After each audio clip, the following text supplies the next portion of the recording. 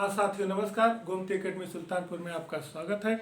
आज हम आपको भारतीय संविधान का एक और वीडियो देंगे। हमें आशा है कि अभी तक जो वीडियो दिए आपको पसंद आया होगा और ये भी वीडियो आपको बहुत ही पसंद आएगा। सबसे पहले आप हमारे चैनल को सब्सक्राइब कर लीजिए, बेल दबाकर ऑल पे ओके कर लीजिए, जिससे सभी नोटिफिकेशन मिलता रहे, और शेयर भी करते रहिए, लाइक भी कीजिए, और हमको आप कमेंट जरूर लिखा करिए। कमेंट लिखने से क्या होता है कि हमारा भी उत्साहवर्धन होता है कि हमारा वीडियो आपको पसंद आ रहा है कि नहीं पसंद आ रहा है। उसका फीडबैक मिलता है तो काम करने का थोड़ा सा तरीका जो है आदमी को और मजबूती से मिल जाता है, और थोड़ा सा एक आधार मिल जाता है कि नहीं लोगों तक पहुंच रहा है, लोग इससे लाभान्वित हो रहे हैं। तो आप हमारे वीडियो देखकर उससे जो कमेंट हो उसको आप लिखेंगे, थोड़ा सा हम और मजबूती से आपको वीडियो उपलब्ध कराएंगे।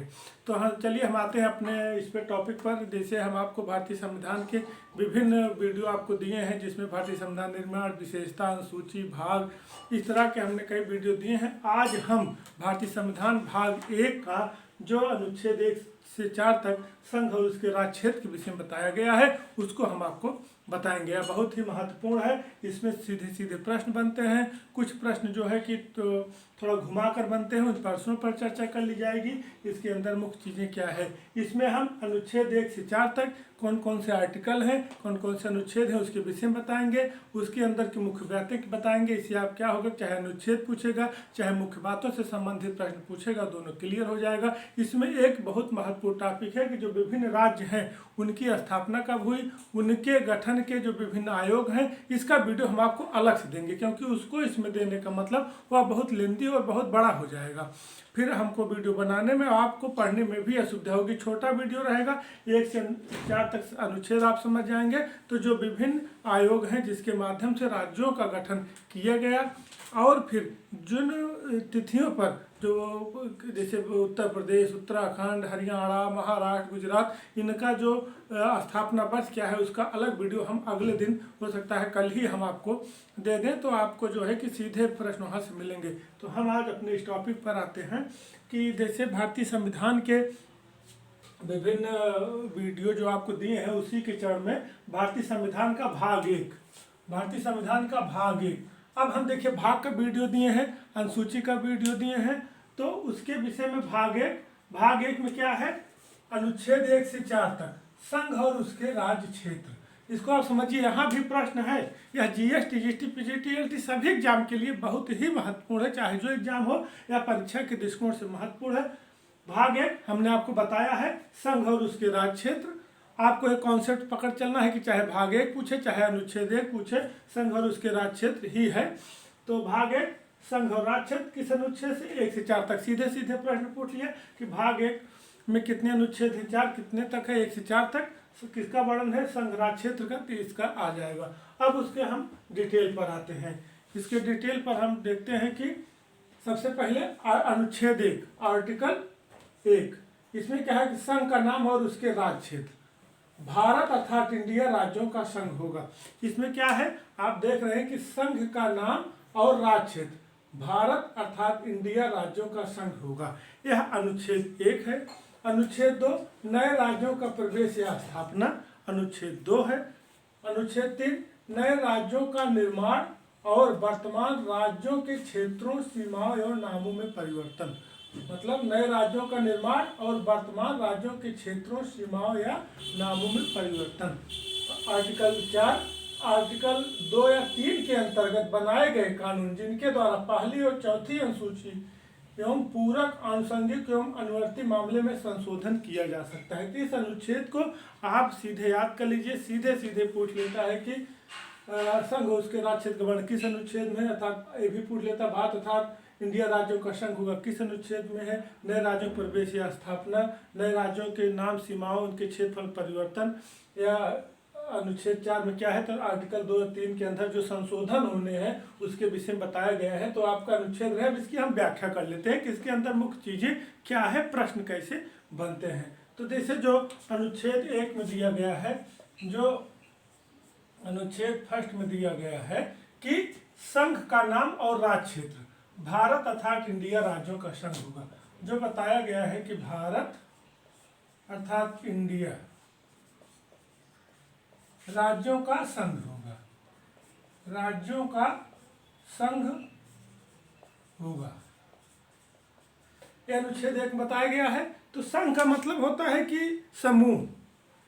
आपको यहाँ ध्यान देना है कि संघ का मतलब समूह होता है। जैसे एक लोग हैं, अकेले हैं, 10 लोग मिल गए तो 10 लोगों का समूह हो गया, 20 लोग हैं, 20 लोगों का, 50 हो गए, 50 लोगों का समूह हो गया। इस तरह लोगों का जो समूह होता है उसी को संघ कहते हैं। तो इससे दो बातें निकल के आती हैं, संघ और उसके राज्य। भारत अर्थात इंडिया राज्यों का संघ होगा। तो एक तो भारत देश का नाम स्पष्ट हो जाता है। इससे मुख्य चीज स्पष्ट हो जाती है कि भारत देश का नाम क्या है, भारत। अर्थात इसको इंडिया भी कह सकते हैं। विभिन्न जगह हिंदुस्तान, आर्यवर्त इस तरह का मिलता है। तो हमारे संविधान में भारत का नाम भारत और इंडिया मिलता है, भारत और इंडिया। इसमें आप स्पष्ट है कि भारत अर्थात इंडिया राज्यों का संघ होगा। और दूसरी चीज, यह राज्यों का समूह होगा, राज्यों का समूह होगा। ये भी बात स्पष्ट हो जाती है कि यह राज्यों का समूह होगा। ये कई राज्य मिलकर भारत कहलाएंगे। 3 बात इसमें कि राज्यों का संघ होगा या संघ क्षेत्र भी होगा, भारत संघ क्षेत्र भी होगा। यह बात भी स्पष्ट हो जाती है, संघ क्षेत्र भी भारत होगा। कहने का मतलब यह है कि संघ क्षेत्र भारत होगा। कुछ चीजें होंगी जो सीधे केंद्र के अंतर्गत होगी। तो इस अनुच्छेद से इतनी बातें स्पष्ट होती हैं कि संघ का नाम, उसके राज्य क्षेत्र भारत अर्थात इंडिया राज्यों का संघ होगा। इससे मुख्य बात निकल कर आती है, हमारे देश का नाम भारत है, इंडिया भी इसको कहा जाता है। राज्यों का समूह होगा, भारत क्या होगा, राज्यों का समूह होगा। और संघ क्षेत्र भी भारत होगा। कहने का मतलब है कि कुछ क्षेत्र ऐसे होंगे जिसको हम केंद्र शासित प्रदेश कहते हैं, वह सीधे सीधे केंद्र सरकार के अधीन होगा। अर्थात राज्य को भी अपना पावर होगा, राज्य होगा। और राज्य कुछ चीज़ें केंद्र सरकार के अधीन होगी, कुछ चीज़ें राज्य के अधीन होगी। तो राज्यों को भी पावर दिया जाएगा, राज्यों का समूह होगा, मुखिया होगा। कुछ चीज़ें सीधे केंद्र सरकार के अधीन होंगी। भारत का नाम। अब वर्तमान में हम राज्य पर चर्चा कर लेते हैं कि वर्तमान में अभी आप देख रहे हैं कि राज्यों का समीकरण कभी राज्य घटे बढ़े, केंद्र शासित घटे बढ़े। तो वर्तमान में आप जान लीजिए कि 28 राज्य हैं और 8 केंद्र शासित राज्य हैं। 8 केंद्र शासित राज्य है वर्तमान में ये स्थिति है। इसको आप सब जान रहे हैं, इसको बहुत बताने की जरूरत नहीं है। 28 राज्य कौन कौन से हैं इसको आप याद कर लीजिए, मैप देखकर या कहीं से आप 28 राज्य, इनकी राजधानी आप याद कर लीजिए। कैपिटल एग्जाम में पूछा जाता है, यहाँ इसकी चर्चा नहीं करेंगे इनकी कौन कौन सी राजधानियाँ हैं। ये बहुत जरूरी है कि कौन कौन सी राजधानियाँ हैं, क्योंकि कभी कभी प्रश्न रहता है। और केंद्र शासित प्रदेश ये 8 है, 8 का नाम आप याद कर लीजिए। हम यहाँ उसको बहुत डिटेल नहीं ले जा रहे हैं क्योंकि हम अनुच्छेद पर आए हैं। तो अभी जब हम क्या कहते हैं कि एक वीडियो जब बनाएंगे कौन कौन से राज्य, राजधानी क्या है केंद्र शासित प्रदेश क्या उसकी राजधानी, तो उसमें हम आपको उपलब्ध करा देंगे। लेकिन 8 केंद्र शासित प्रदेश से कौन कौन से हैं, तो अभी जो आपका जम्मू ले लद्दाख जुड़ा है, गोवा दमन दीव जो संविलियन हुआ है, तो इस तरह से इन सबको आप याद करके उसको समझते चलेंगे, परीक्षा में आपको दिक्कत नहीं होगी।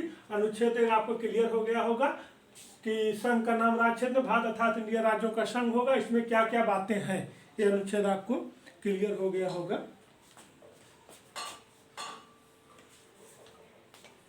अब हम आते हैं कि अनुच्छेद 2 पर, आर्टिकल 2।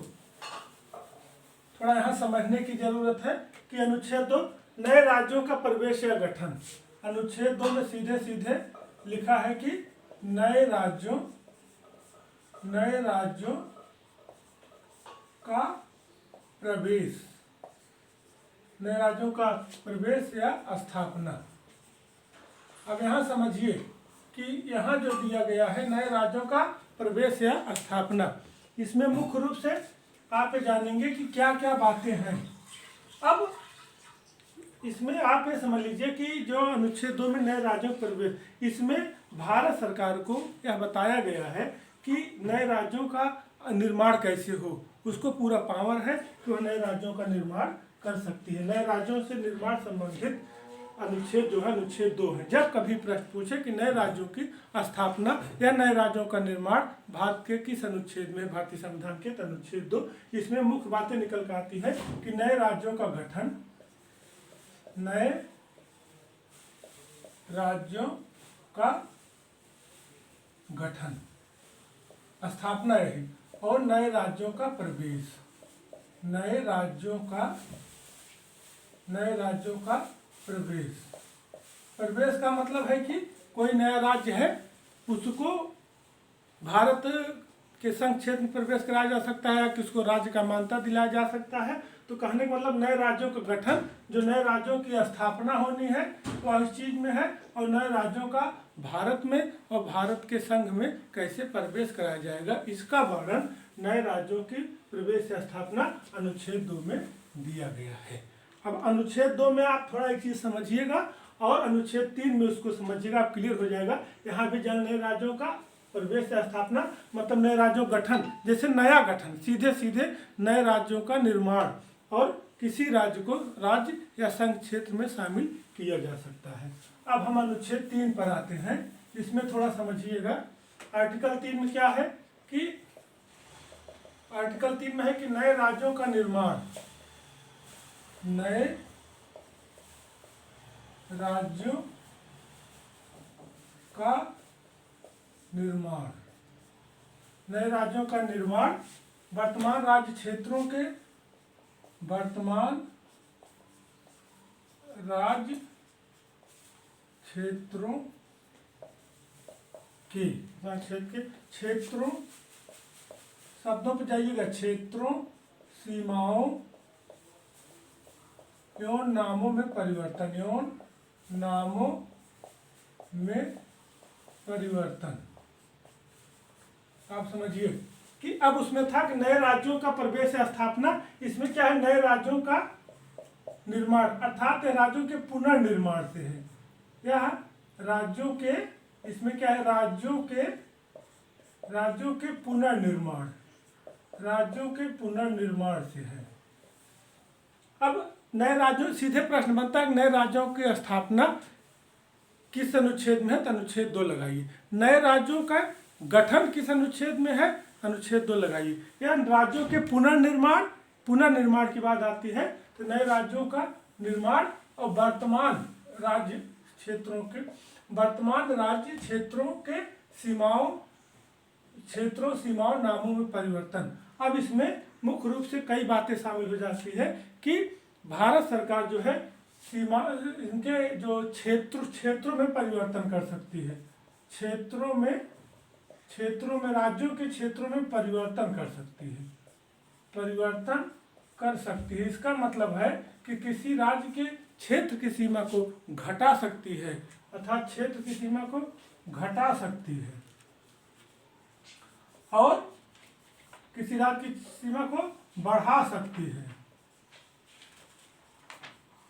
ये चीज समझिए आप, किसमें जो है राज्यों का पुनर्निर्माण का वर्णन है और राज्यों के क्षेत्रों, सीमाओं, नामों परिवर्तन। तो राज्य क्षेत्र में परिवर्तन कर सकती है, मतलब उसकी सीमा को घटा भी सकती है, उसकी बढ़ा सकती है। क्षेत्र में परिवर्तन हो गया, सीमाओं में परिवर्तन, सीमाओं में परिवर्तन, जो राज्य की सीमा है, जो राज्य का बॉर्डर है उसको भी चेंज कर सकती है, उसको भी घटा सकती है, उसको भी बढ़ा सकती है। और नामों में परिवर्तन, नामों में परिवर्तन, किसी राज्य का नाम परिवर्तित भी कर सकती है, जो वर्तमान में है उससे अलग भी रख सकती है। अभी आप देखे हैं कि शुरू से किसी का नाम कुछ था, परिवर्तन कुछ होता गया है और परिवर्तन संविधान के अनुसार संघ सरकार अपने हिसाब से संसद कानून बनाकर नाम में परिवर्तन कर सकती है, उसमें किसी प्रकार कोई दबाव नहीं है। तो इस अनुच्छेद में क्लियर हो गया कि नए राज्यों का गठन या किसी नए राज्य का संघ में प्रवेश या अनुच्छेद 2, और नए राज्यों के पुनर्निर्माण, उनका फिर से जो है नया रूप में उनको राज्य का किसी रूप में परिवर्तित किया जाना, मुख्य रूप से उनके क्षेत्र में परिवर्तन कर सकती है, उसकी सीमा को घटा सकती है, उसकी सीमा बढ़ा सकती है। सीमाओं परिवर्तन, क्षेत्र में परिवर्तन हो गया, उस सीमाओं परिवर्तन है, जो उनका सीमा है, जो बॉर्डर लाइन है, उसको भी इधर उधर कर सकती है और राज्य के नामों में भी परिवर्तन कर सकती है। तो ये आपका अनुच्छेद 3 हुआ। यहाँ एक चीज आप समझ के चलिए कि इसमें जो है, जो चीजें बताई गई हैं, इसमें संसद का राज्य में जो दिए गए कानून व्यवस्था है उसके तहत कार्य करेगा। यहाँ थोड़ा सा ध्यान दीजिए कि संसद जो अध्यादेश चाहे राज्यों के पुनर्निर्माण से हो, चाहे राज्य के क्षेत्र में परिवर्तन हो, चाहे राज्य की सीमाओं में परिवर्तन है, चाहे राज्य के नाम में परिवर्तन हो, जो यह परिवर्तन होना है राज्यों में, यह तो सीधे नए राज्यों की स्थापना से है, लेकिन इसमें जो परिवर्तन होना है उनके क्षेत्र में, उनके नाम में, उनके सीमाओं में जो परिवर्तन की बात है, जो अध्यादेश या जो विधेयक बनेगा उसमें संसद सबसे पहले राष्ट्रपति की अनुमति लेगा, तब संसद भवन में पेश किया जाएगा। इसको ध्यान दीजिए, जो भी विधेयक, जो भी इनके क्षेत्र सीमाओं नाम में परिवर्तन संबंधी विधेयक जो भी बनेगा उसमें संसद सबसे पहले राष्ट्रपति से अनुमति लेगी। अनुमति लेने के बाद तब वह संसद में, लोकसभा या राज्यसभा में पेश किया जाएगा। वहाँ से पास होने के बाद वह फिर राष्ट्रपति के पास आएगा और फिर राष्ट्रपति उसको उस राज्य के विधानमंडल को पास उस पर विचार करने के लिए भेजेगा और भेजने के बाद एक समय सीमा होगी, उस समय सीमा के अंदर राज्य के विधानमंडल को उसको राष्ट्रपति के पास वापस करना होगा।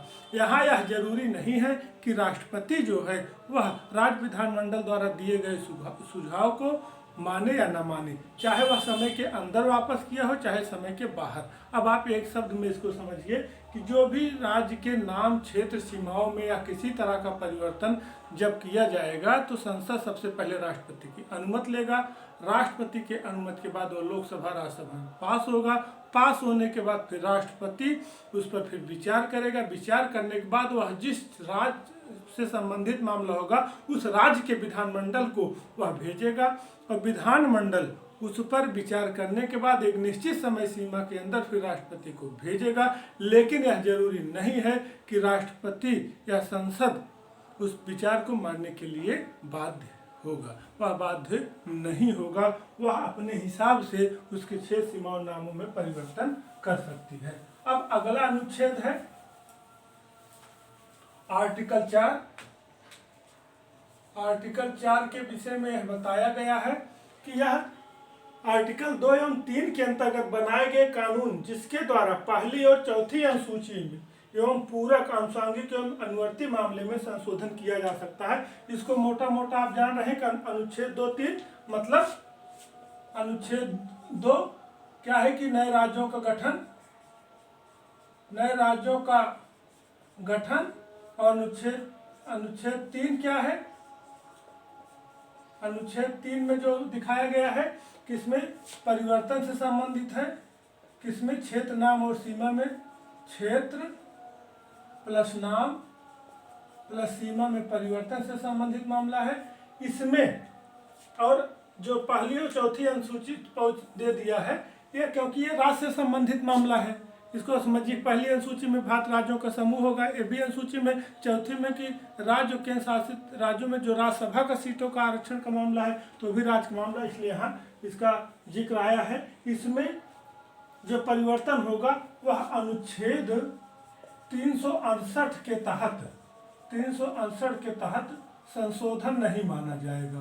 368 के तहत संशोधन नहीं माना जाएगा। इसको आप समझते चलिए, माना जाएगा अर्थात जो है माना नहीं जाएगा। इसमें क्या होगा कि सामान्य प्रक्रिया द्वारा संशोधन माना जाएगा। सामान्य प्रक्रिया द्वारा संशोधन, सामान्य प्रक्रिया द्वारा संशोधन माना जाएगा, माना जाएगा। अब कहने का मतलब आप समझिए, जब पूछता है कि भारतीय संविधान के भाग 1 या अनुच्छेद 2-3 में जो परिवर्तन होगा, संविधान संशोधन होगा, उनके क्षेत्र, सीमा और नामों में परिवर्तन के लिए जो प्रक्रिया बनेगी या उसमें कोई परिवर्तन होगा तो वह क्या 368 संविधान संशोधन अनुच्छेद के अधीन होगा या सामान्य प्रक्रिया से। तो आप सीधे यहाँ नहीं, या इसको ना मान के इसको टिक करिएगा कि सामान्य कानून बनाने की जो प्रक्रिया है उसके तहत संशोधन प्रक्रिया माना जाएगा। अर्थात इसने 368 के साथ जो समान संशोधन की प्रक्रिया है उससे कोई मतलब नहीं है। 13 है हमारे संविधान के भाग 1 के अनुच्छेद 1 से 4 तक की व्याख्या। कुछ चीज और है, इसको थोड़ा सा जिक्र कर लेते हैं। इसमें अब आप मुख्य रूप से समझिए कि जब देश आजाद हुआ, आजादी के बाद, आजादी के बाद दो तरह के राज्य थे। आज़ादी के बाद दो तरह के राज्य थे, एक ब्रिटिश प्रांत और नंबर 2 देसी रियासत। इसमें आप समझते चलिए कि ब्रिटिश प्रांत का मतलब वह भारतीय प्रांत जो ब्रिटिश सरकार के अधीन थे, उसको हम ब्रिटिश प्रांत कहते हैं।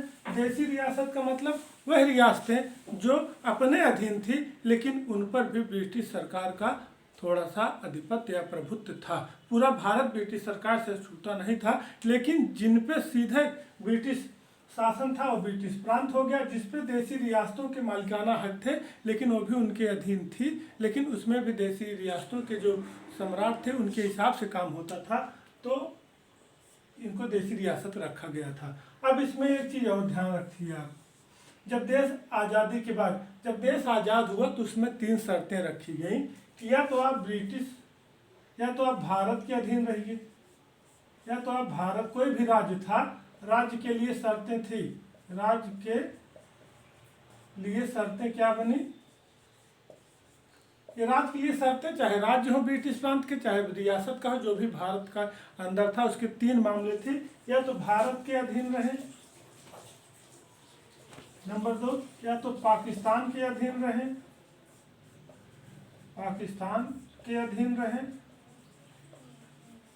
या स्वतंत्र रहे, ये 3 चीजें थी।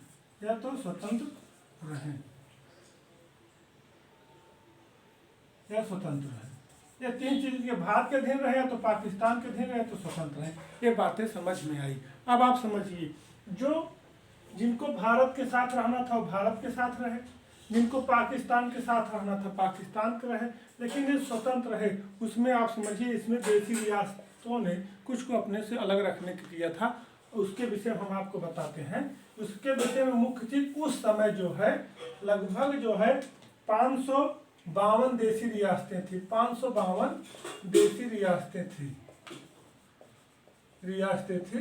जिसमें 549 देसी रियासतें भारत के अधीन हो गई। और 3 देसी रियासतें अपने को अलग रखने के लिए ये तैयार थी कि 552 रियासतें हो गई, 549 भारत के अधीन हो गई, 3 बची हैं 49, 50, 51, 52, 3 जो बची हैं, ये 3 बची रियासतें जो हैं ये स्वयं को अलग रखने का प्रस्ताव बनाई, जिसमें आपका सबसे पहले हैदराबाद,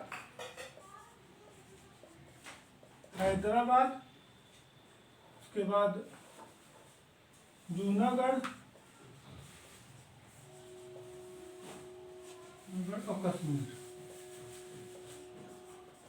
ये प्रश्न भी आता है कि किन 3 रियासतों ने स्वयं को अलग रखने का विचार बनाया था, तो उसमें हैदराबाद, जूनागढ़ और कश्मीर। अब इनका कैसे विलय किया गया, इस पर भी प्रश्न बनता है कि हैदराबाद का कैसे भारत में विलय किया गया, जूनागढ़ का या कश्मीर का। तो हैदराबाद का पुलिस कार्यवाही द्वारा इसको मिला लिया गया, पुलिस कार्यवाही द्वारा हैदराबाद का। जूनागढ़ का जनमत संग्रह द्वारा, मतदान करा के जनमत संग्रह द्वारा, और कश्मीर का विलय पत्र द्वारा, इनका लिखा पढ़ी करा लिया गया। कहने का मतलब है कि 552 देसी रियासतें थी, 449 भारत के अधीन हो गए, 3 अलग रखने का विचार बनाई थी, हैदराबाद, जूनागढ़, कश्मीर। धीरे धीरे हैदराबाद को पुलिस कार्यवाही द्वारा, जूनागढ़ को जनमत संग्रह द्वारा और कश्मीर को विलय पत्र द्वारा मिला लिया गया। इस प्रकार अब संपूर्ण भारत का राज्यों का सिस्टम तैयार हो गया। और फिर 1950 में जब संविधान लागू हुआ तो उस समय राज्यों की 4 श्रेणियां थी।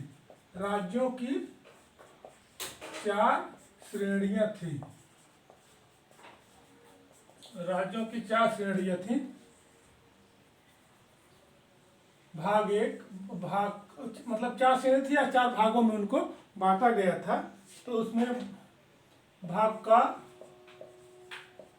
खा, भाग ग भाग घ। इस तरह जो है इनको 4 भागों में या 4 श्रेणियों में बांटा गया था 1950 में। इसमें 9 राज्य थे, इसमें 9 राज्य थे, इसमें 10 थे, इसमें 1 थे। इस तरह टोटल संख्या हो गई 9, 9, 18, 10, 28, 29 राज्यों की 29 श्रेणियाँ थी, या 29 जो राज्यों को 4 भागों में क श्रेणी में, ख श्रेणी में, ग श्रेणी में, घ श्रेणी में बांटा गया है। वर्तमान में 28 राज्य, 8 केंद्र शासित राज्य हैं, और इस समय जो है 29 राज्यों को 4 श्रेणियों में बांटा गया था। ये जो ब्रिटिश, इसमें जो थे ब्रिटिश भारत के गवर्नर का शासन था, गवर्नर का शासन था। भाग का था उसमें 9 राज्य थे, उसमें ब्रिटिश भारत के गवर्नर का शासन था। भाग खा में राज्यों के विधानमंडल के साथ शाही शासन था, जो वहाँ के रजवाड़ा थे, शाही शासन था। इस भाग खा में भी 9 राज्य थे, राज्यों के विधानमंडल के साथ शाही शासन था। इसमें ब्रिटिश भारत के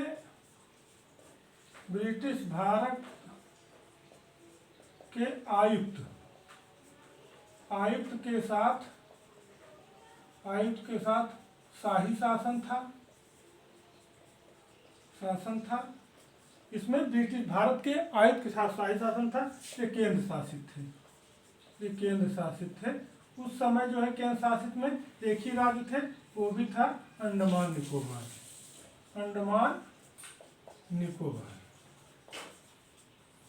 अब तो बढ़ के 8 हो गए हैं।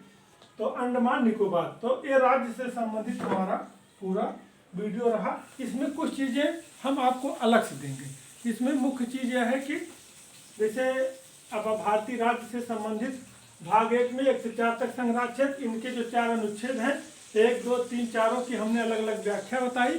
फिर देश के बाद कैसे राज्यों के संबंधित उनके जो नियम बने कि कैसे राज्यों का विलय हो, कैसे विदेशी रियासतों में विलय हो, कितने बचे हैं, फिर कैसे किसको मिलाया गया। इस तरह से एक निर्धारित जब सिस्टम बन गया तो 4 श्रेणियाँ निकल के आई। चारों में किसका का में गवर्नर का शासन, खा में मंडल का शाही शासन, आयुक्त के साथ शाही शासन, केंद्र शासन। इसलिए कुल 29 हमारे राज्य निकल के आते हैं चारों भागों में, और इस तरह से राज्य गठन होता है। तो अब इसमें जो मुख्य चीज छूट रहा है कि जो राज्यों के गठन का विभिन्न आयोग बने, उन आयोग में डेट क्या थी, उनके सदस्य क्या थे, और राज्यों का निर्माण वर्ष क्या था। जैसे उत्तर प्रदेश का, हरियाणा का, राजस्थान का, छत्तीसगढ़ का, झारखंड का, और जो गोवा का, अरुणाचल प्रदेश का, त्रिपुरा, मिजोरम, मणिपुर, नागालैंड का, इनका जो राज्यों का स्थापना वर्ष है। इसमें नहीं बना रहे, बहुत लेंथी हो जाएगा, फिर आपको भी समझने में, फिर उसको याद करने में प्रॉब्लम होगी। जब ये आपको क्लियर रहेगा तो उसमें सीधे कि राज्य पुनर्गठित संबंधित आयोग क्या है और उसकी डेट क्या है, और उसके बाद विभिन्न राज्यों का स्थापना क्या है, इसको हम अगला वीडियो कल ही आपको उपलब्ध कराएंगे। जय हिंद।